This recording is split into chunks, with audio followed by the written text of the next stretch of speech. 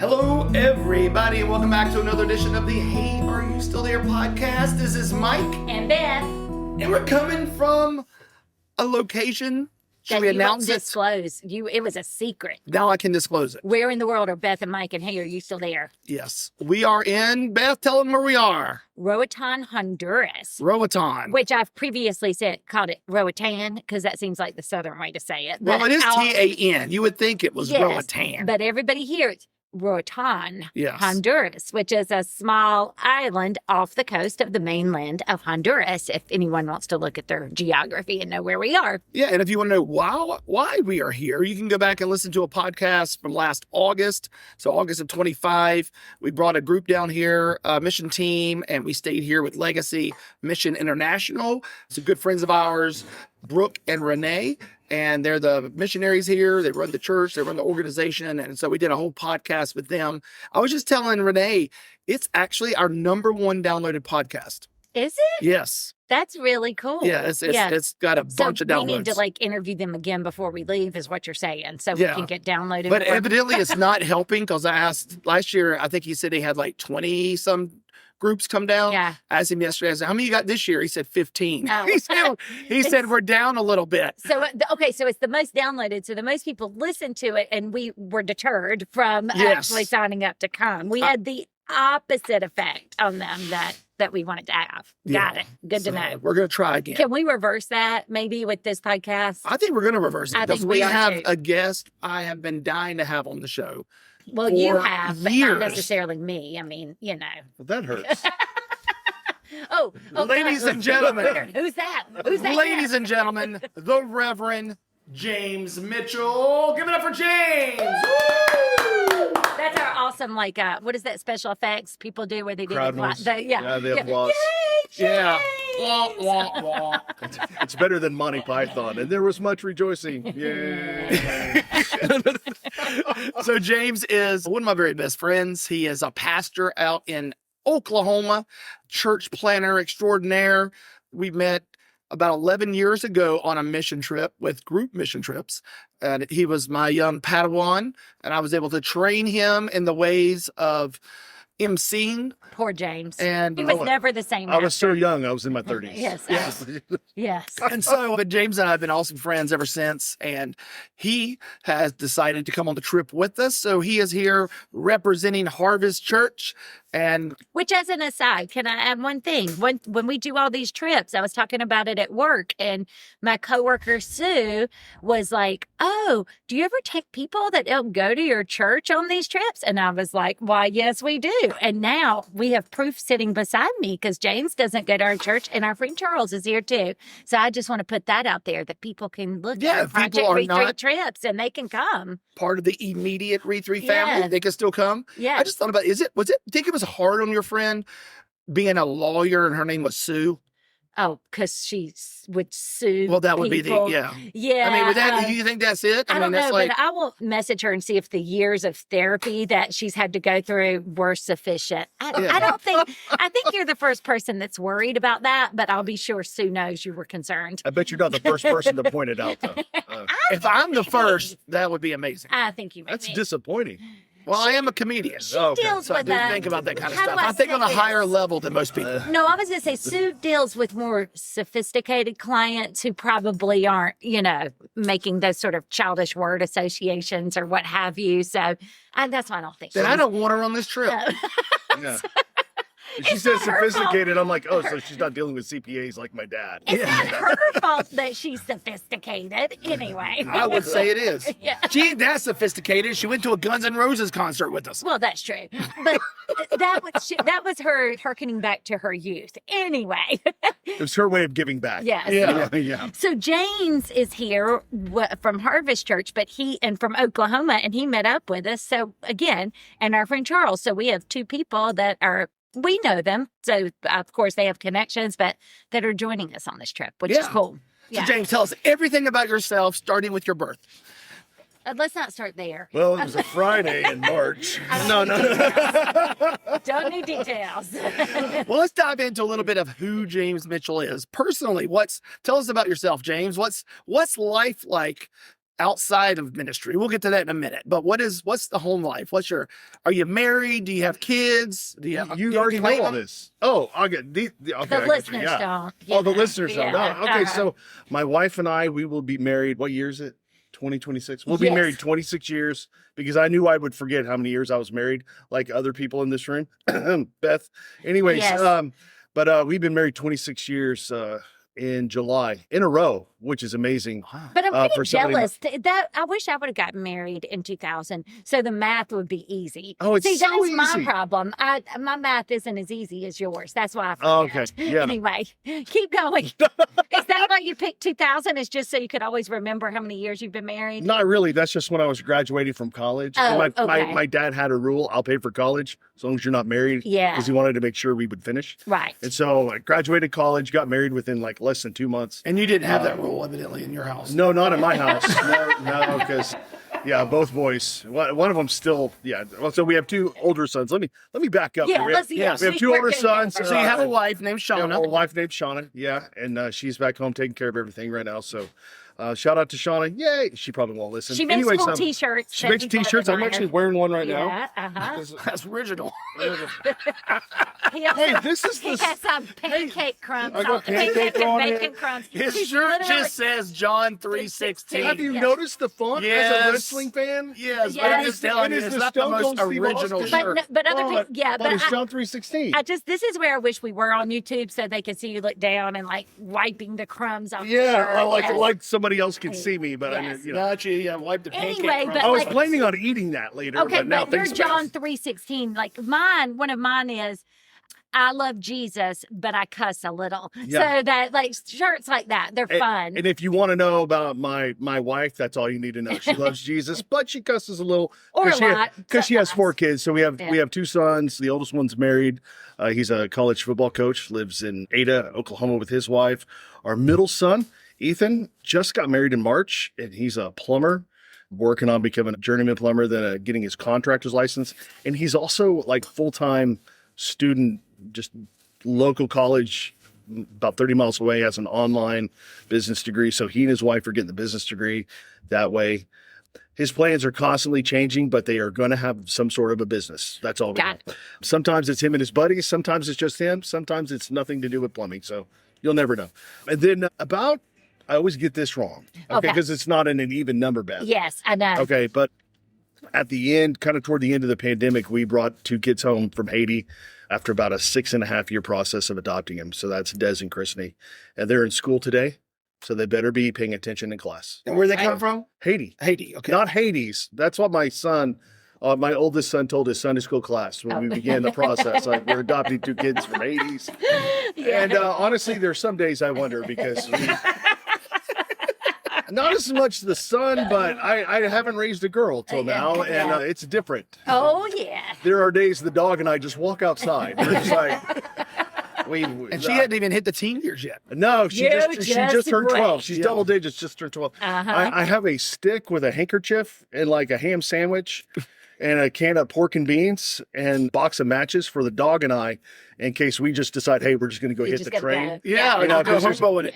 they're about 3 blocks away from our house. The train goes by north to south there in Oklahoma. So we'll just be, hey, we're going to go hop the train. Because it's just, we have some days we look at each other like, wow, this is a lot more estrogen than we're used to. So, you know, so. Oh, yeah, and I have a dog. The dog is like the greatest dog in the world. Mike's not a dog person. You are going to love Emmett when you come to visit. He is like, he's half Schnauzer, half Lab, all dragon, as Ethan says, because he's super fun. He's really smart.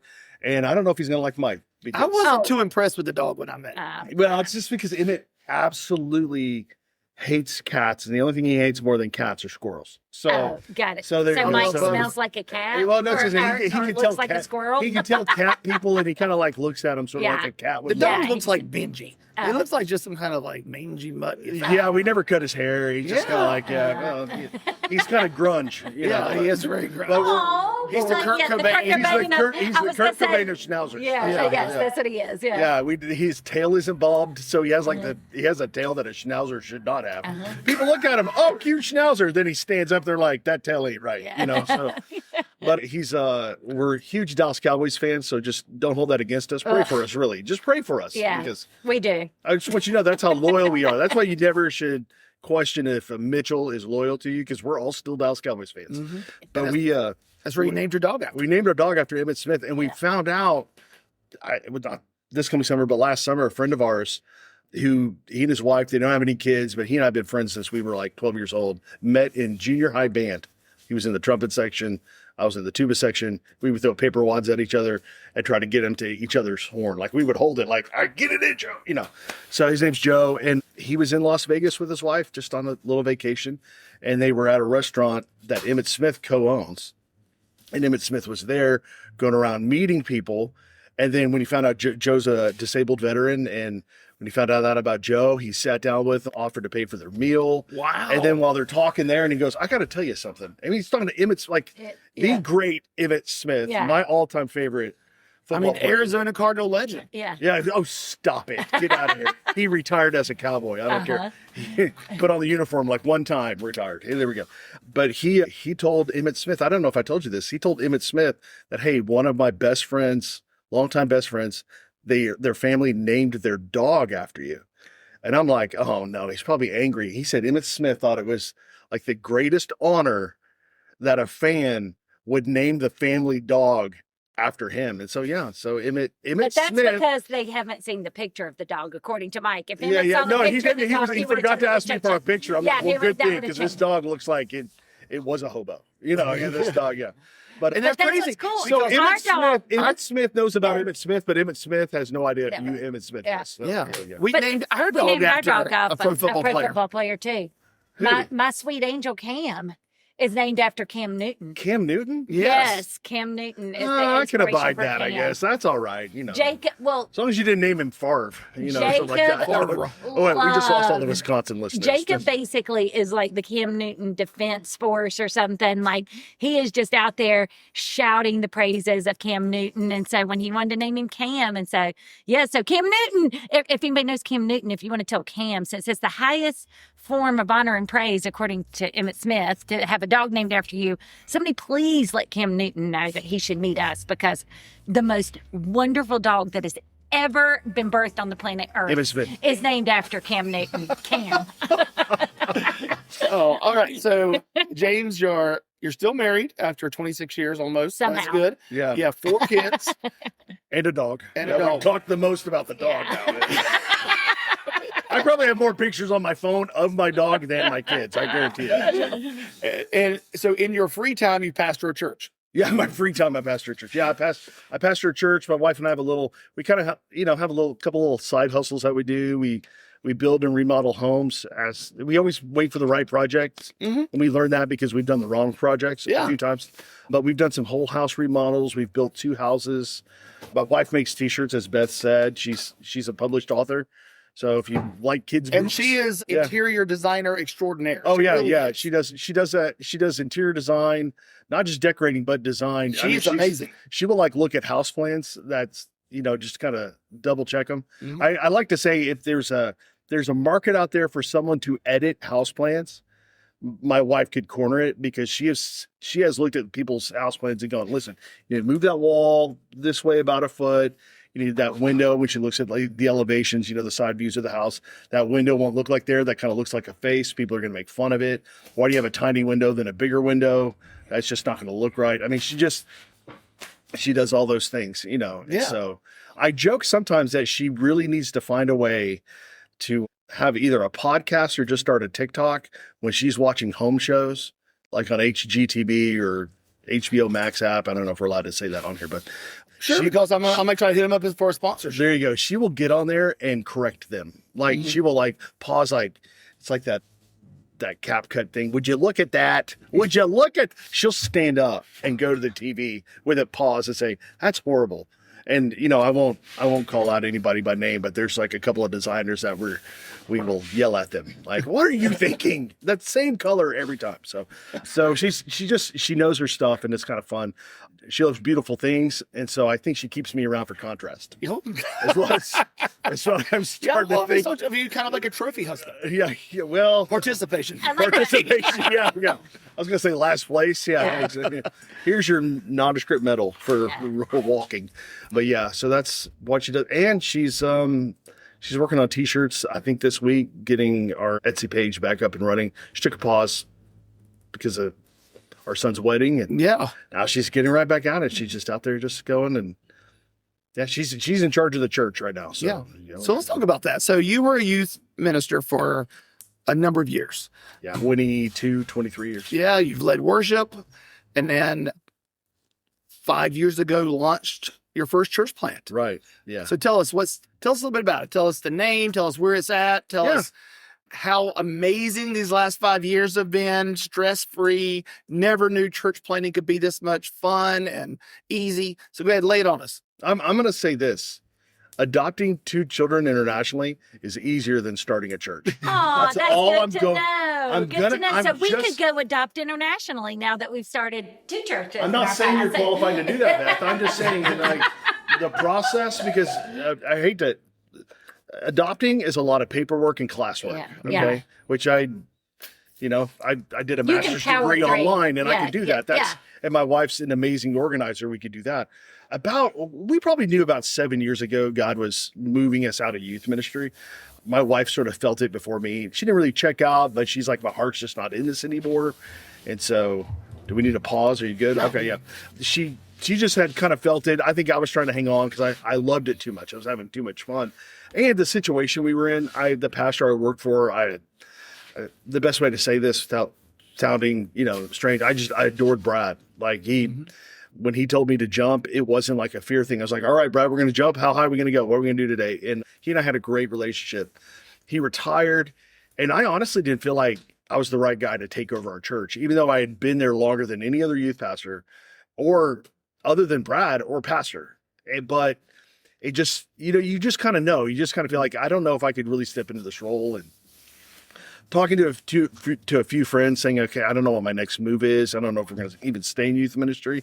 And I just knew, just the way I'm cut, to go into an established church, I'm going to butt heads right away. It's like knowing you're going to walk right into a problem and you don't even know what the problem is, but you just know that your personality is probably going to conflict with somebody. So we just prayed about it, had some just a couple of old friends from Bible college days. Even one of my professors gave me a call. They were with a church planting group, and that was connected to our old denomination that we had been a part of. And they said, hey, well, we would love to just kind of bring you along and talk to you about it. They almost held us at arm's length for a long time because they would rather you make the decision not to plant than to just want to plant and say, okay, here you go. I mean, we had to not really convince them, but it wasn't just, it was like kind of a 50-50 decision. It was sort of like, hey, do y'all really believe you're called to do this? Do we really believe you're called to do this? And then there was kind of that third question in there, do we feel like we're the right fit to help you do it? And so there was a lot of consideration, a lot of different things. Went to a couple different church planting conferences, did an assessment, which my wife absolutely hated. She was supposed to take a theology. This was a funny story I'm going to tell about my wife. She was supposed to, pastor's wife, we're sitting in there. They make us take a Bible test, like a theology Bible test. Okay? And everything because obviously, I mean, the spouse has to have all the requisite skills because it's a 2-for-1 deal. When you're doing it, because in where my deficiencies are, they need to really match up with her well. And so here's what we found out in the process of the whole thing. Shauna's a unicorn because she. Oh, I am too. She didn't have any. She really didn't have any deficiencies. Oh. And she was just on the positive side of every aspect, which is kind of like a rare thing to get, but it wasn't like she had one absolute strength. Oh, okay. But it was like, she's more well-rounded. She's well-rounded. And they were like, we could give 1 million of these assessments and not have somebody like you. And honestly, you're like the only third person who's been close to this shape. She thought it was something wrong with her. And it was like, no, here's the deal. You could do absolutely everything that's required in a church planter to do. Don't let your husband organize everything, anything at all, because it's going to fall apart. Yeah. Like my job needs to be, I'm going to get up and say, hey, y'all, we're going to do this. And then Shauna's going to tell us how. That's kind of really how we have to do a lot of things. So, but we sat down for this theology test, and she gets about 5 questions in. And some of it's church history, theology. So you're allowed to have your Bible open. We were given 2 hours to take this test. She's not even in it 5-10 minutes takes the paper and says, I'm not going to do this. Because they had said for the spouse, it's optional. Yeah. She goes, if it's optional, I'm not going to do this. So she walks up to the person administering the test and says, yeah, my husband's the one that gets up and preaches. And if I'm going to get up and speak, I'm going to sit down with him and make sure I know like what I'm supposed to say and make sure it lines up. So I don't feel like I need to take this test. And what we found out later is that they passed her because of her honesty in that to say, I don't have the training, so I'm not going to fake it that I don't. Oh, yeah. And then when we had to do a personal evangelism thing, we had to sit down with somebody and she's like, I can't fake this. So can I just tell you my testimony and why I believe? Mm-hmm. And so she just gave her testimony to the person, passed her with flying colors. She passed with better flying colors than I did on the thing. They were like, they even told us. Girl power. Beth, Girl power. you would have failed. I don't know. Yeah, that's true. But no, They'd have been like, does this woman know what the Bible is? Yeah. Can she even spell the word Bible? Yeah. So long story short, they told us, hey, why haven't you planted a church before now? And it really kind of made sense to us because we're sort of like, we're not afraid to try new things, except restaurants. Other than that, we're not afraid to fry. Let me try to, did I say we're not afraid to fry? Yes. Yeah. Yes. Wow, we're not afraid to try new things. So we were like, okay, let's just do this. And we got the backing from We Start Churches, and a little shout out to them because they're awesome. And then we just went forward with it, and it's been a roller coaster because it's ups, downs, really hard banks. We hit stuff this week, but, and again, when I say talking to really good friends, Mike, you're one of those because you've been pastoring longer than me. I did youth ministry where I was just told sometimes when it came to budget stuff, pull back on spending right now. Oh, okay. Hey, what do y'all need?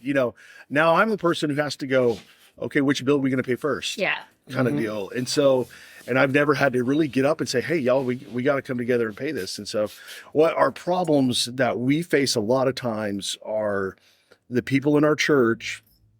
We really felt that we wanted to reach the nuns, the people who've never been to church before. And then not the nuns.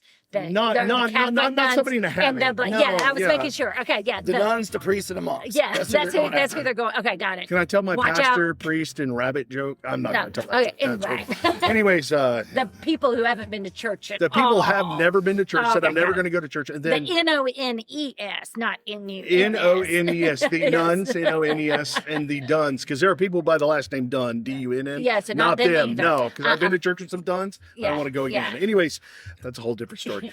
The duns, the D-O-N-E-S, because a lot of people used COVID as a really good off-ramp for To church. just be done. Yeah, they did. And so what we were finding coming out of COVID, the COVID season, is that, and part of the reason we decided just to stay in Marlow. I'd been a youth pastor down in Duncan, which if you don't know the map of Oklahoma, even if you do, you probably don't know where Marlow is.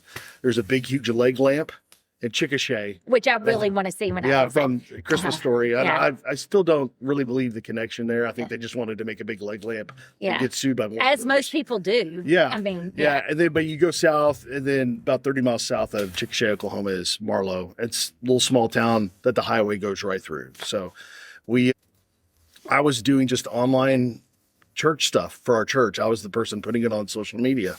And so we were finding that a lot of adults were even watching our 10, 15 kids class and then not watching the pastor's sermon. Oh boy. Because he would preach for 45 minutes. And ours was interactive. My sons were wearing mascot heads in the background, hopping up and down over the fence. Who found the badger this week? Anyways, because we had little games going with the kids while I'd be teaching a lesson.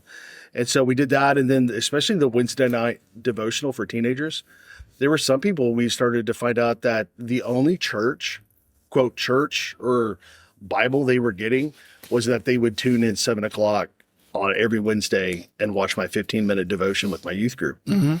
Which isn't aside, I would like to say one thing. I still am stunned. When you say the nuns and the duns, there's lots of duns. I mean, I've met so many people that are like, I'm done with church and I'm fed up. It is always stunning to me that they're, just because you feel like it's everywhere that there are nuns, but we have people that come to our church that you're having to tell them the very basics, because even if they've been exposed to church, they don't know all those Bible stories or know the fundamentals. So Yeah. that to me is still stunning, but they're out there. Yeah, and our church is a mishmash. I mean, we've got everybody, like even our drummer, he was raised Catholic. He still goes to mass every once in a while. Like on Saturday, he'll go to mass during Lent.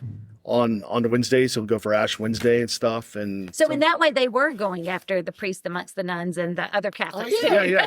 Yeah. Not kind of. Anyways, but it just, we were making all these little connections, and then we just had a few people tell us, hey, if whatever you're going to do next, if you end up starting a church, man, we'll be there. And we'd have some people like, I don't know why you're a former church, and I don't want to mention them here because we know a lot of people there, great people. We still love them. Like, I don't know why they'd pass you up. And I'm like, y'all, it wasn't a good fit. It's okay. We would have butted heads, especially, and I wouldn't want to be the person to follow Brad. Yeah. In that way. So, because Brad and I were so different, and they found somebody who's kind of halfway between Brad and I, which makes a lot of sense to me now when I think about it. And even that pastor now and I, we're not close, but we're all friendly terms, And so it's been like kind of a cool thing. There was one deal that one night we were at this conference, and I want to share this because you sort of know when you're being called to plant a church when God gives you a specific group of people. And it may not be the whole group of people, but you get a vision for a group of people, right? And so we were at this conference, and it was actually We Start Churches that puts this conference on. It's called Pioneering Change. And I'll never forget, a good friend of mine from Bible college, we were at his church out in Arizona, and his church was hosting us there.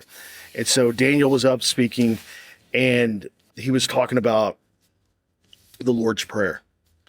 And he's like, so we ignore that. We just run through that on earth as it is in heaven. And he started putting all our hometowns in place of earth. And so he's listing the hometown or the projected area, because it's a room full of church planters or prospective church planters, people who are planting churches already, and then people who have either already planted churches or are sending people and sending. So that's kind of what the Pioneering Change Conference is about, which, by the way, that's probably the next conference you and I need to go to. Because next year, if we sign up ahead of time, we probably wouldn't even have to pay a fee. You can sign up early enough and just go. So. You realize I'm retiring in 9 days. Oh, and the listeners haven't heard this conversation because Josh is on this trip with us too. And we were rolling our eyes when Mike talks about his retirement, because it's like all the time, I'm retiring next month. And then Josh is like, aren't you already retired? Nobody believes me. You say this every time too, that no one believes me. So you're not going to be an executive director anymore of anything? Nothing. I'm just, listen, you can be like in colleges, they have like emeritus faculty. Those are like the people who have, quote, retired, but they get to keep like their email address and access to the library. You can be that and go with James on this conference. I don't want my email address. I want to drift off and have no one be able to find me. Yeah. I'm going to get rid of my cell phone. Okay. Okay. Erase my He's going to have a burner phone. He'll have a burner phone. Just what are you going to do with your what's the disc golf app that you use all the time? Where you keep your disc golf or your board. What are you going to do with your 365 no contacts photos? Is that going to be on the burner phone, like your Instagram? It'll just be gone. Oh, you'll just disappear with you. Yeah, but You'll be enough like, about yeah. me. That's enough thing. I think you should still go because I think you still have a heart for church planting. If not, you should become the church plant coach. You could be the old man, the grizzled old wizened curmudgeon that sits in the corner and is like, "Come here, young fella, let me tell you about church planting." Like I've that. often thought, how's this for an idea? Obi Mike Kenobi. Is that what he's going to become? Here's what I would like to do. Yeah. James, you know what? And Renee, how about that? I'm just having this epiphany Renee's right our now. friend here in Renee Honduras. is the church planter here in Roatan. Yeah. He's already planted. Roatan. Roatan. He planted 2 churches on the mainland. Now this one here. Are you going to do a bonus podcast with just the 3 of us talking about church planting? No. Okay. All right. Okay. Here's what I'm envisioning. I'm having this vision right now. An American Idol style church plant where the 3 of us are the 3 judges. And the church planter comes up and gives their spiel about. And you just you're Simon. I'm Simon. You're Simon. And I'd be like, what? Go back. Actually, get on some jeans that are a little baggy. Take off those skinny jeans. Get rid of the whatever you're. And don't bedazzle them. Yes. Nobody's impressed. Like, God, I would rip apart. There wouldn't be a single person that I think I would let plant a church. Can Could I be the Randy Jackson? Just be over there. I ain't feeling it, dog. Yeah. I ain't feeling it, dog. See, that's you. And He's sunglasses, Simon. just I ain't And who's feeling it, dog. I ain't Renee? Who's feeling it. Renee in this? Renee doesn't even know. He's gonna be the Paula Abdul. Renee's gonna be Paul Abdul. Is he? Or the Lionel Richie. Well, now it's Lionel Richie. He's gonna be the Lionel Richie. Hello. Let's give him a chance. You're not playing at church. Hello. Oh, to dream. Well, if we didn't bore anybody until Yeah. now, I'm happy that they got to hear Oh, that. I think this would be a hit. People I do would- too. Let's I just think it would be sad because people would see how mean you can be. I do get a lot of comments about how mean you are to me on the podcast, and I'm like, How about welcome this? to my life. You want us to go to a We Plant Churches conference? I Yeah. think we should go to We Kill Churches. We should have not just open the We planters, stop churches. have churches that have been around for 200 years that are dying on the vine. You've got to come tell us why this church Why should you get to exist. stay open? And if Yeah. it doesn't, close the door. You got 4 people. Get out. Yeah. For people, you've got you. There's your a church with spouse, 12 down the your road. kids. You're going to go increase them by 33%. Just Yeah. get down there. Yeah. The One of kingdom them gets to be a deacon. the kingdom of God will grow without your church. It'll grow more. Get out. Yeah. Yeah, we kill churches. Yes. I think we Gosh. stop churches. We stopped. We Oh, stopped. you shouldn't put all this Just stop. intellectual property out there. Somebody's going to take Nobody's this and gonna run do with that. it. Right, fine. I'm just Well, saying. Satanists may, but I don't know. Somebody's going to run with this idea. I Yeah. just bought the domain name wekillchurches.com. No, you didn't. I was on GoDaddy on my phone while You're you were just getting the We sitting there. Stop Churches. Yeah, that's See, right. this is why you're Randy and I'm Simon, because you're as edgy but softer. You're like, let's just say stop. And I'm like, no, we're going to kill him. Let's just kill him. He's the PC version of you. Is that Yes, what he James is. The I have never PC been accused of being politically correct. But Well, compared you're to more mine. politically correct than me. Yeah. Mike in Okay. his old age is getting grumpier and more less I'm a politically curmudgeon. correct. Yeah. I'm a church planter So curmudgeon. I'm a pit viper to your king cobra. Is that what you're saying? Something Yes. like that. Yep. Slightly less dangerous. Yes. Yeah. Okay. I got You're the Destro to my Cobra Commander. You look kind of like Destro. I do. And so do you. Hey, are we gonna ask James too what he thinks of this trip, though? Speaking We'll of get there. Okay, all right. I'm just getting us back on track because y'all are way off. Are we on some gonna? Are we supposed to go sing at a school? Yes, we are. Listen, Listen, we may need to practice, man. we've got 32 minutes. We're good. Or actually I'm more than planning that. to take over the Roatan charts, the music charts. Like, you don't know, James, this last year, going and singing at this school was like a pinnacle of my singing career and ministry. Like, these kids just laughed and smiled. And Mike says I'm on some top 10 chart or something and have been for like 32 weeks running. Yeah, I'm telling you, Yeah. your little song and dance you did here last Yes, August, yes. it's now the Macarena of Roatan. Yeah, see, it's taken off. That's what I'm saying. That's what's going to happen with you here too. We'll So be anyway. like, in addition to our show, we will have inspired a new dance. Or what was Man, that? I'm gonna Yeah. be the Gangnam style. Yes, that's what I was like. Yeah. Gangnam style. You're going to be the William Hung of Roatan. I hope so. I really hope. I've been waiting for my 15 minutes of fame for a long like you time. I'm gonna be just like some sort of, what do they call me, a GIF or a GIF. There's gonna be something Yes, of me you are dancing going to out be. there, Yes, yeah. that's going to be you. I'm gonna be the next. Would you look at that? Look at that. I'm gonna be one of those guys. Yeah. So, y'all decided to plant a church. You and I had a disagreement about the name, but that's okay. Yeah. You said we sounded too Pentecostal or something. No, I said y'all should have been Re3 Oklahoma. Well, that could still happen. So You keep telling me that, but it's been 5 years. Yeah, give So, up that dream, hon. He's he went not with going to do Harvest. it. Yeah. if you retire, it won't happen. Oh, I'm sorry. All right. You got Yeah. 5 years to do it. I don't believe you're ever going to do it. This guy. I know. But you planted your church, and 5 years later, let's just do what's the hardest and what's been the best. Just one of each. Okay, I'll just be totally blunt about it. I guess the hardest part is the finances of it, because with a young church and new church,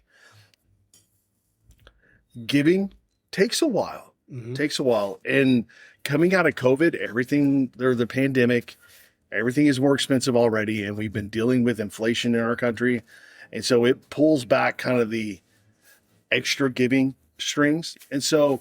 We started off with a nest egg, but it kind of dwindles and it dwindles and it dwindles. And we have this is the good and bad about it. So the finances part has been the hardest part. I'll be honest, it just is. It always has been. But we try to be good stewards as much as we can. The good part, it leans into the financial part. We are outgrowing our finances because we're reaching a lot of people. We're reaching a lot of kids. And it's the way that we're reaching them that it's kind of, not I don't want to say a burden, but it does strain our finances. We feed them every Wednesday night with no expectation of paying. And so we learned when we were in youth ministry that we had some kids coming to our church that the only evening meal they had was when they would eat at church on a Wednesday night. And so we're like, okay, we're going to do that and make it a hallmark. And we went from starting, I mean, we essentially started our church with like 4 or 5 teenagers and 4 kids. And now on a Wednesday night, and sometimes even during the summer, we'll actually during the summer have more kids and teenagers on a Wednesday night than adults on a Sunday morning because they just come. And it's sort of like, man, are we going to in faith keep doing this? You know? And so that's kind of been the good and bad about it. I mean, what's great is that we are actually seeing people who've never been involved in church. They may have attended church, but they never had a role.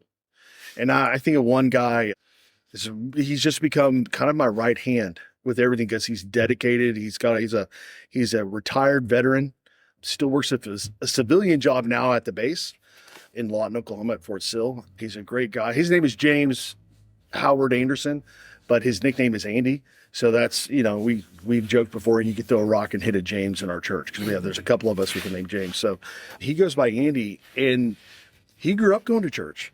And Greenville or Greensburg, not Greensboro, because it reminded me of Forrest Gump, and he said that's not it, but a little bitty small town in Florida, but he never was involved in church. And then in the military, he had some drill sergeants that really kind of downed on church involvement. Said, man, if you go to church, it shows you're too needy. You're not a man who can lead, And so he kind of had that idea. And his wife was coming when we were having Bible studies at our house. And he's like, I'm not going to a church in a house. I'm absolutely not. He came one Sunday, loved it. And I'll be honest with you, it was probably the worst job I've ever done preaching in my life because I had a great idea for a physical, hands-on example with the story of the sower and the seeds. And this, when you have a brilliant idea of something and you're going to try it for the first time, it's going to fall flat on its face and be miserable. And it was like, I saw that on Pastors with Props on Instagram. Mike's favorite site. I saw that video. It's epic fails of pastors. You didn't see it. I did. Somebody's posted. Really? Okay. So what was wrong with it? Everything. Oh, stop. I try to use, because we have our construction company, so I try to use thin set to make the hard road, and the thin set never set up. And that way, if you take thin set and put it in a mason jar, it stays soft. So like that morning, it's still soft. So I've got like a hair dryer on it. I'm trying to dry out the top of it. I essentially went and put it underneath like a mini split and let the air just blow on it, trying to get it to So the top of it, I was like, don't push too hard because it'll go through, but you get the idea. One of the jars almost fell and shattered on the floor. It was just all this stuff. But Andy, long story short, too late. Andy came back the next week, and I want to say it was this Sunday. We always do a Palm Sunday brunch, and he was there for a Palm Sunday brunch.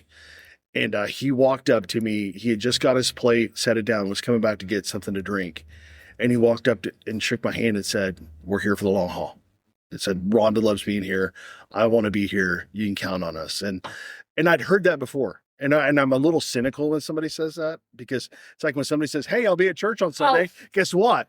They ain't going to be at church on Sunday. Same thing. Mike would, every time he'd do a sermon and we'd have visitors, and I'd be like, "Oh," something like, I'd be like, "What do you think they thought?" or something. He'd be like, "Oh, they said they'd be back next Sunday. We'll never see him again." Yeah. That's what he would say. Right there. The ones that jet out the door and don't say a word almost always come back. But the ones that give you the lip service of, we can't wait to be back. So great. We never see him again. Yeah. Liars. They are. Yeah. They need to go read Revelation 21:8. Yeah. That's all I'm going to say. Yeah. And if you don't know what Revelation 21:8 says, it tells you where all the liars are going to go in the final judgment. Anyways, The Harvest Church. No, That's why we didn't name it Calvary. Yeah. 'Cause that would have been tempted to say Calvary Church, where Christ suffered and so can you. Anyways, I'm so sorry, Lord. Please forgive me. Lord, I Forgive me. apologize. Yeah. But that's been like part of the joy is to see people like Andy get involved and get dedicated. And, we have those people like, hey, just want you to know, we're going to, my grandson's getting baptized. And I'm like, man, I want to go. Like even our new daughter-in-law, like she went to go see one of her cousins get baptized. And it was kind of like, okay, yeah, awesome. Which one? Because if it's Dutton, I'll have somebody speak for me because I love Dutton. I'll go watch Dutton get baptized, but it wasn't Dutton. I mean, if Dutton gets baptized, I'm just going to say this right now. If Dutton gets baptized, I'm cutting church that morning to go see Dutton. Dutton. That's his name. Dutton. His first name? Dutton. Dutton is what I'm thinking. Good job, Beth. Yeah, I'm Dutton. a genius. Mm-hmm. That's They what got I- Dutton on this spelling button. I bee. thought you just got a button. Yeah, I'm spelling thinking the bee. doctor came in and was like, we need a name. And the parents were like, I ain't got Dutton. I know. Because it's Oklahoma. Oh my gosh. I ain't got Okay, Dutton. Can we proceed past I ain't got this? Dutton for you, Anyways, okay. doctor. So the other thing that's been awesome, and I have to say this, is like we've seen some of our former students in youth ministry who are now adults working on careers or working toward careers who find out, oh, James and Sean are pastoring a church. I want to go. And like one I'm thinking of, his name is Josh. And honestly, Josh hears this. Of course, I've said this at first. I mean, I've said it from the pulpit. I thought for a long time we would never see Josh again or until his memorial service. Because he would admit it. He was like in a bad way and stuff. But he's come back. We baptized him. We've been doing just kind of, we're going to build some wheelchair ramps. We got enough money for one. We're going to try to get enough money for a second one. In the midst of this financial crisis we're in, we're still wanting to Yes. do ministry. Yeah. Because it's like we just trust. 'Cause you have to. We Yeah. trust. It's going to work out. Josh, I was like, you never see the young guys. I hate to say that, but a lot of times at church, it's the older guys. Yeah. Because it was the men were putting it on, even though the ladies were there to help us. The men were kind of taking the lead on it. And Josh was there with big thing of chili, and it was awesome. We did like a big chili dinner, and he and his girlfriend, fiance, they stayed the whole time. They were there, and there are times he comes to church by himself. He brings people to church. He's got another good friend he brings to church with him that his heart just goes out to him. And some days, Josh will bring people to church that aren't quite sober from Saturday night. But he'll be like, you need to come to church with me. Yeah. He's the guy. If I need somebody to do something or come up and be an example, I'll call on Josh because he loves being there. And it kind of reminded me of Sunday morning here. Like you have this, and man, this is going to sound so hard. But sometimes in the American church, what you get in church planning, you get those people who are unhappy, and so they're going to your church because they were unhappy with the last church. Okay. But then at the same time, you get people who it's new for them and they love it. Okay. It's sort of like a bell curve. You have all the grumpy people who are just doing the lip service because they think they have to go to church. And then you get all the people in the middle. Okay. And then you get these people on the other side of the bell curve that are just absolutely on fire. And if you had a church full of those on that side, you would think it would grow, but it would also maybe burn out if you're not too careful. You kind of want them on a little bit of the downward slope of the positive side, But man, like I would take 25, 30 Joshes because they just love being there. They're motivated. They want to bring people. They're not jaded from church disappointments and hurts. We want to be there for the Duns. Yeah. Because the Duns are the people who've had church hurt. Yeah. And we've been there. Yeah. My wife especially has been there. But we also want to be there for the nuns, the people who are like, you're giving me a chance? You're letting me do something? Like our treasurer in our church, at our previous church, when we went to church with her, I mean, she was one of the ones that came to us and said, whatever you're doing next, I'm going to be part of it because I feel God leading me to be a part of it. I just want you to know. And I feel God telling me to tell you that. And that's something we really take seriously because if somebody who doesn't like to even talk in front of people is going to come to your house at 8:00 at night and say, hey, whatever you're doing next, I'm there. I don't have to put out a fleece anymore on it. I know God has a hand in it because he just sent somebody from another town to come over and say, hey, I'm going to be a part of what you're doing. And then we told her what we were doing, and she said, that's what God was putting on my heart. I mean, we hadn't said we're starting a church, we're planning a church to anybody, and Lori was there. And now she's like, for my wife, she's her right hand. And she's our treasurer, and she's the best. And she's kind of, her and Sean are sort of the backbone centering of our church. And there have been times they've had to go to people, and this has been the other hard part. There are times they've had to go to people, ladies, and say, listen, y'all aren't going to talk behind people's back. We don't do that here. And if you're mad, there are 80 other churches in Stevens County or Southern Grady County and this Stevens County where you feel free to go to church one of those, because we're not going to have that here. We're not going to put up with it. And we've had families leave because they've had to go to them and say that. That's why good. we're the slowest growing church in America, Mike says. Because y'all are the same way? Yeah. Mike goes and's like, here's some other churches I think you can go for. Our first church plant, the doors were wide open. We took anybody and everybody. And any idea they had, we were like, oh my gosh, we have to do that. And we wore ourselves out. Yes, because we just had a fish aquarium and we just wanted to put as many fish in there as we could. And we felt like if somebody said it, and we didn't think about how these fish would coexist or different. So you put some saltwater fish in a freshwater tank. Yes, we did. Yeah. It almost killed us. And this one, Beth and I have been very guarded with and protect it like it's our fourth kid. And I've had more conversations. I don't have to have them anymore, but I'll say Re3 is now 12 years old. And so I had more conversations in the first maybe 5 to 7 years of telling people, this is not the church for you. Let me go point you toward a few than I did in the first 20 leading up to that, because I was such a people pleaser. And I believed in my heart that like everyone should be in your church. So what I've come to realize is everyone needs a church, but not every church needs everyone. Yeah. Oh, I believe that. And so, 100% believe that. You gotta, you really have to work through, because it's for their benefit too, that it's not doing you any good to come to my church and you not being fed and you're leaving disgruntled or bitter, or let me help you find a church that you'll blossom in.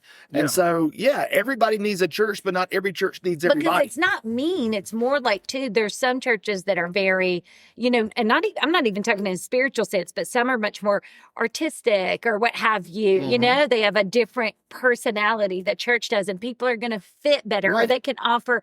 There might be certain ministries people really need, like, and we can't offer those, but we're, of course, very, very service-based. And if you're not a person that has a heart for that, I mean, of course you could still come, but you're not going to be fed in the same way as the people who really want to get out there and serve.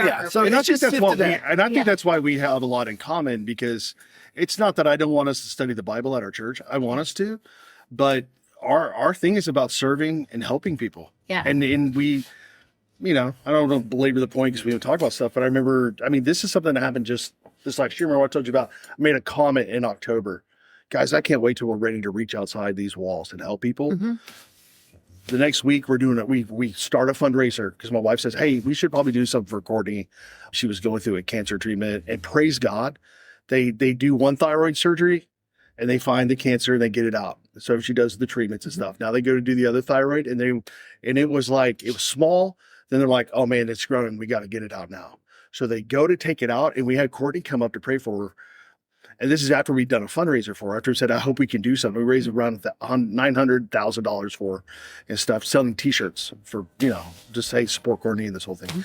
So when she goes to have a second surgery, and this is something I just got to praise God for, when people say, well, does prayer really work? She came up and I said, you know what, Courtney, we've been friends for a long time. And she did not like me the first time she met me. In fact, the first interaction we had is because I kicked her son out of youth group when I was a youth pastor. And that's how I got to meet this family. And they are now some of mine and Shauna's best friends. Because it was sort of that tough love. It's like, hey, we want him to be here, but he's got to want to be at church. He just can't beat up every kid, that's smaller than him. It's got to, and it took 3 times for Zach. And then Zach got saved, baptized, and that's how we kind of became really good friends. Well, we said, hey, Courtney, we're going to pray, but here's what I want to pray. I want to pray that we absolutely know God's hand is in this.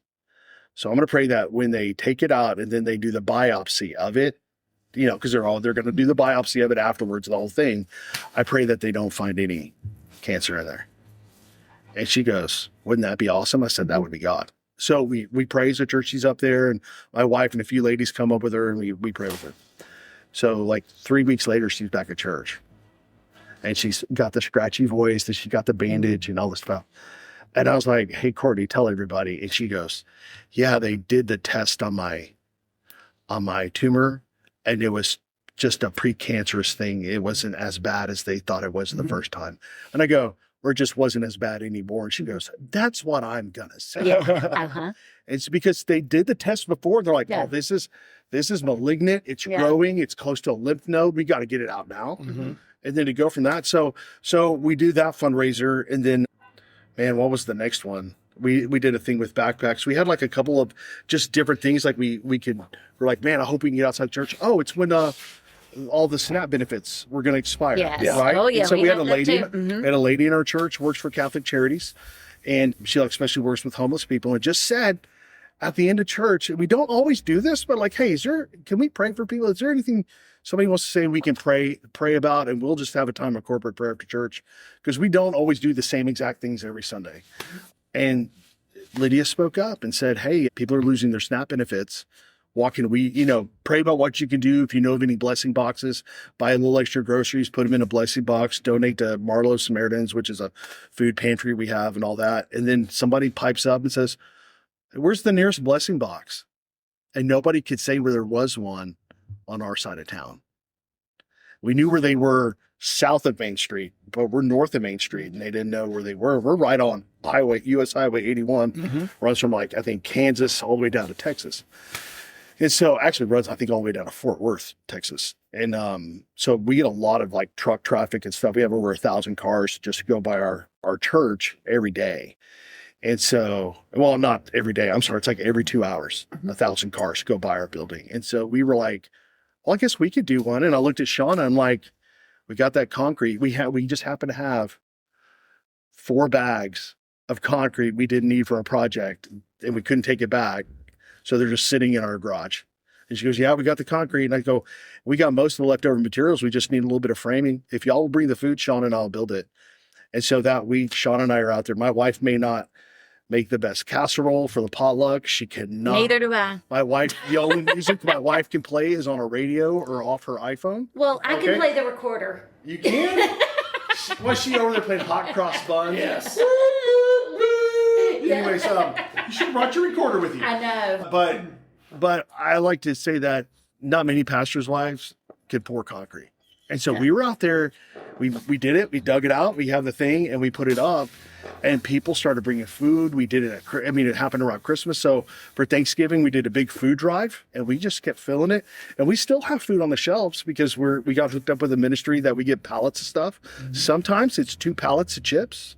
One time we got 2 pallets of spooky cakes, There you which go. are just, the hostess cupcakes for Halloween. Yep. We got those at Thanksgiving. Mm-hmm. So we had spooky cakes for a while. Yeah. I got a bunch of Uncle Ray's potato chips. If anybody knows Uncle Ray's, we're putting Uncle Ray's in the blessing box.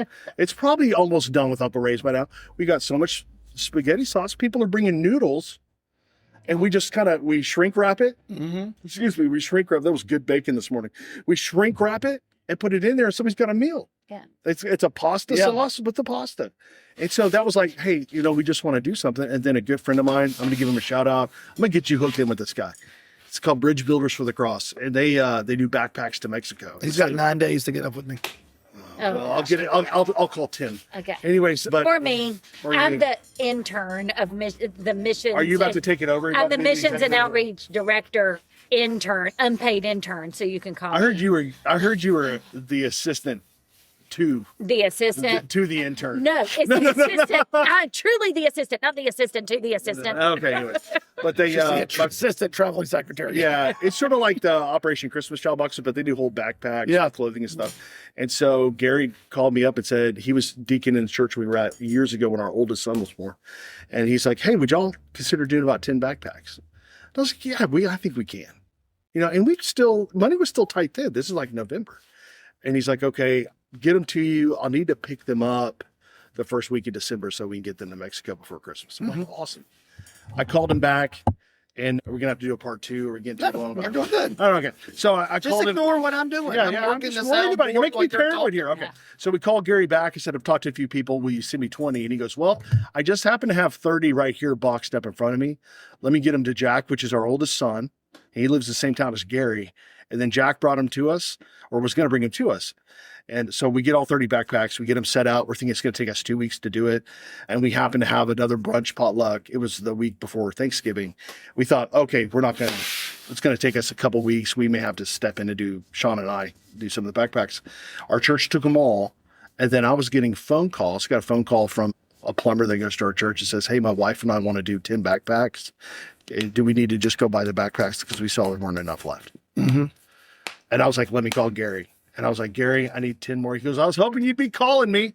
I got them boxed up. Let me just put your name on it. And I kid you not, by Tuesday, those backpacks were there. We gave them to Ethan because it's who Ethan, our son, works for, said, take these to Mike. And of all backpacks that were in there, guess what the theme on those backpacks were? Mike's a plumber. Guess what theme was on this? Mario. Like Super Mario Brothers. So it's kind of funny. Like the plumber was filling Super Mario Brothers backpacks and stuff. But it was cool because it was like you put it out there. You're like, oh, we just want to help. And I think it did something in our church that like, wow, we're not the big Southern Baptist church down the road. Okay. That, can I say this? That keeps changing their name to stay relevant. They've changed their name twice since we've been a church. That's why I'm like, I'm not going to change my name now because he can't be Re3 now. I can't be Re3. No, I can put a Re3 church. You know, the Harvest, a Re3 church. Uh-huh.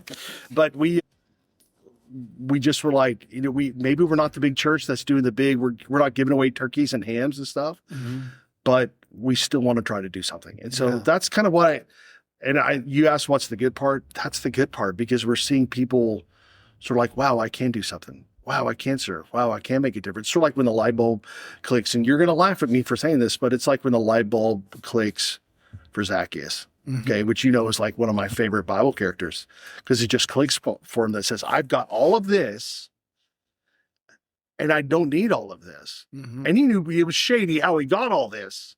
And he's like, I need to start giving it away. And giving it away means you're going to trust God to help you do it. Right. So, so that's, it's good and bad. But we're just going to get to see, we get to see what God does next. Right. And that's kind of the cool part about it. So now you're down here in Roatan. Roatan. So now you're here in Roatan. That's what I'm here for. Roatan. What's been... Ratitan? That's what I'm still here. I'm still here for pronunciation and spelling. Roatan. Roatan. The I can't roll my R. Roatan. What's first international mission trip for you in a while? What's your impression first 3 days here in Roatan? What have you thought? Okay, well, what Legacy is doing here convicts me. Just being around Renee, honestly, convicts me. Like, I'm only using like an eighth of my ministry brain. Yeah. Like, I mean, this guy here is inspiring. Yeah, he is. I think that's really, not really as much convicting me, but it's like, I'm going to go home and be like, God, I've been trying to keep my eyes open. But good grief, maybe I'm just squinting like, okay, what's going on? Y'all can't see that. I forgot we're not on video. But maybe I'm like covering one eye and I can't see the depth of it. Like this guy is looking for people to help. And I'm thinking about the lady we went to see yesterday. Yeah. In America, people wouldn't go visit somebody like that. Yeah. The area we were in is a very rough. And you're being nice. Yeah. You're being nice when you say it. It is 110% not the place my dad comes to when he comes to Roatan. Yeah, when the cruise ship lands. Caribbean. No offense, Dad, when you listen to this, but it's not that. It's part that people don't see, because it made sense when Renee explained a few things about, we are on land that wasn't land 2 years ago. That they're reclaiming it by putting down garbage, then dirt on top of it. So it's a landfill. Yeah. And people are building houses on top of that. On top of landfill. And I'm like, why didn't you want to build it by the road? But then you realize everything here, the water is how they get around. They do it by boat. They do it by boat. And, it's the Riviera of Honduras. So it is. Where are you laughing? It's the Venice. Mike said it made it sound a little too sophisticated. Oh, the Venice. I've been saying it's the Riviera. No, it's the Venice because everybody's getting around by boat, but still. Yeah, it's a lot easier to get by boat than car around here. Yeah, and a lot of places you can only reach by boat. Even our translator, we were talking about, well, how'd you get to school? And Joe asked him, does the bus pick you up? And he's like, no, we take a boat. Yeah, so, yeah. And that's amazing. So it's just been really impactful. But you're right. She would have been a forgotten not just a she and her kids. And her kids, especially her their kids. kids. They would be forgotten. They would be and she has lost. beautiful kids. And it's just they need somebody to believe in them. And you could see that in her daughter, that she was just happy that even though she didn't remember you per se. But no, let me say this, Beth. And anybody listening, if you remember somebody, but they don't remember you, don't ever be offended by that, because you remembering them might have just more of an impact on them, because they may feel like nobody cares. She came out and she was beaming the whole time you were there talking to her. And I think it was, she's like, wow, somebody thinks about me. Yeah. And then I really think that little girl, without saying it, was thinking somebody in a completely different country has been thinking about me. I've been on somebody's mind, because I have a feeling that there's not a lot of adults who she's on their mind, other than maybe a school teacher or two. Yeah. Obviously Renee and the people here at Legacy. And what's their church called? New Hope. New Hope Church. Yeah, the people here, they love this family. Yeah. You know, they try to bring them food. They try to send food home with the kids. And so I just think that part of it, that seeing where his heart is and his ambition. We're building a water tower. I mean, let's call it what it is. I mean, they wouldn't call it that, but we're building a water tower for a home. Because to insert one thing, they don't have, like, of course, public water. No water towers for water pressure. So you have to have a water tower. I mean, you have to get water. You have to purchase water, clean water here on that island. And so we'll have they'll build a tower to hold that water. We're going to build a tower so they can actually have water pressure in their house. At a house that over time, it's a house built on the reclaimed land that's like the garbage. A house that this ministry, through different teams like ours, our team put in the floors last year, but different people built that house, and now we'll do the water tower, which is really cool. I mean, I was like, we're replanking a deck, but tourists go across that deck, they go through the coffee shop, okay, and because they go through that coffee shop, they purchase stuff, and when they purchase stuff there through the coffee shop, that's supporting the ministry of Legacy. And they employ people. That need in this community. That's what's blowing my mind. They give people jobs and opportunities here. And where we live it's an economically depressed area, because everything where we're at rises and falls with the oil industry and cattle farming, which are, I hate to say it, are kind of two sort of dying industries as far as being profitable in the United States. It's tough. So I get that. In our area, but I'm like, these people are and we have dedicated people to our church, but man, they show up wearing Legacy shirts. I mean, I'm about to go back and put down an edict. Like, if you show up to do work, you better be wearing our shirt. Harvest. Yeah. Say Harvest Church on it. No, but no, they have so much pride in what they're doing, not in a prideful way, but they're like, I get to be a part of this. Well, they also do this. Said, I don't know if you know, but about they can't see me pointing at the coffee shops across the street. What direction is that, Beth? It's right up there. But like, one other thing about the coffee shop, they did surveys. They surveyed the community, and they did 6 years ago about what they needed. They said that a lot of people here didn't even know what a coffee shop was. So think about that too. You're in it, like, so when we talk about this part of the island where we are, like not being the cruise ship, not the tourist area, they didn't know what a coffee shop was. And now they have a coffee shop that it's not just the ministry teams coming. Like, I've seen other people, I don't know where they're coming from, but people here stopping on their boats or stopping and having a coffee and the best cinnamon rolls you'll ever have. And so employment plus just giving, this area something to have and be proud of. Well, it makes me I want to look at the survey they're doing. Shorten it up a bit is why you said, Mike, there's 39 questions on it or something. But it makes me want to go back to Marlo and ask the same thing. So what is Marlo? And don't what tell, do we need? Don't tell me a Chick-fil-A. Yeah, okay? Don't tell me a fast food restaurant. But what kind of help does Marlo need the most? Yeah. And one of the coolest, when we did a survey, we were doing surveys yesterday afternoon with some of the home visits, and we asked this older gentleman, they're like, we said, what's a service or a program that this community needs? And he said, motorcycle safety. And we've seen I was it. like, We've witnessed it. Wow. And he said, these young kids, they ride their motorcycles too quick. He was like, somebody just had a wreck 2 days ago. They were 19. They died. We need to teach them motorcycle safety. So you're right. In the States, we're like, what does this community need? a Chick-fil-A. Right. You know, so, and this guy immediately, we need to teach these kids how to live, like live smartly, Safely, you know, yeah. like, Right. and so they're invested in the community. And that was what he was asking the church to do. Like, nobody else is doing this. Can the church start teaching motorcycle safety? And like today, and this, they're so invested in this community that we are about to go to a public school, not a private school, a public school. And we're going to take cinnamon rolls to the teachers, and then we're going to split up and we're going to do at a time like this.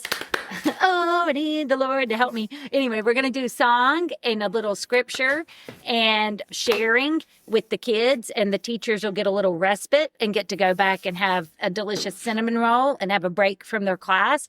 So just really cool stuff that that Legacy's you doing see. awesome stuff. Hey, can I do my energetic fake clown voice when I go? Absolutely. You can do whatever. Okay, kids, we're gonna sing a song. No, this is not some kind of weird horror house. This is supposed to be like fun for the kids. Anyway. Happy, joy. That sounds like Krusty. Yeah, no, that's all right. I was like, I was trying to sound like the guy on the old Ren and Stimpy show. yeah, that does sound like that. Yeah. I don't think you're happy enough. Anyways. Well, James, thank you so much for not just being on the podcast, but for joining us this week. And Oh, yeah. I'm it's glad been my a wife blast. signed me up. I am too. And it's been a She'd blast. do anything to get rid of you. And can I say that shout out? My wife, actually, because with dealing with PTSD and some other stuff in the past, it's been hard for me to go places I've never been before after, a bad car accident. And my wife was like, I think you need to do this. And I'm just thankful for her listening to God on that because I needed to be here. I couldn't solve any problems at home. Any of the little difficulties that have even come up since I've left, there's nothing I could do a thing about by being there. And I need to be here away from some things. Yeah.